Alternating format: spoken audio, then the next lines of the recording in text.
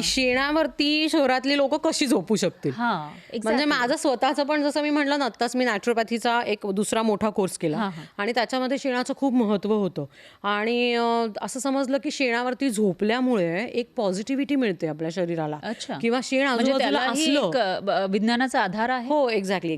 शेणामधून आपल्याला खूप ऑक्सिजन मिळतो आणि एक पॉझिटिव्हिटी मिळते. म्हणजे टोटल वेलनेस करता शेण हे खूप महत्त्वाचं आहे.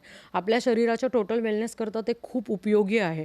पण आपण शहरामध्ये हे नाही करू शकत. म्हणून त्याला एक मॉडर्न वेनी कसं आणायचं, म्हणजे जी आपली परंपरा आणि संस्कृती आहे त्याला आपण मॉडर्न वेनी कसं प्रेझेंट करायचं, हा विचार जेव्हा आम्ही करत होते त्यावेळेस आम्ही बरेच वेगळे प्रयोग करून बघितले. पण शेण कसं असतं ते लगेच तुटतं.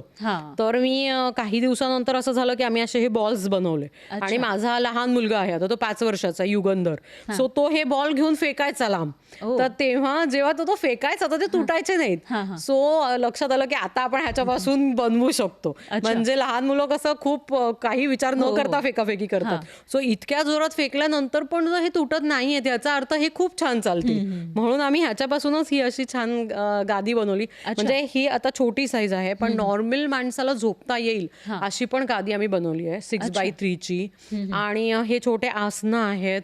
तसंच तुम्ही सीट कव्हर, म्हणजे गाडीमध्ये खूप वेळ ट्रॅव्हल करून करून जर आपल्या पाठीला रोग लागली तर आपण ह्याच्यावर पाठ टेकली तर एक ब्लड सर्क्युलेशन छान होतं. तसंच सीटवरती बसण्याकरता आणि दिवसभर ऑफिसमध्ये बसून पण जो त्रास होतो तो टाळण्याकरता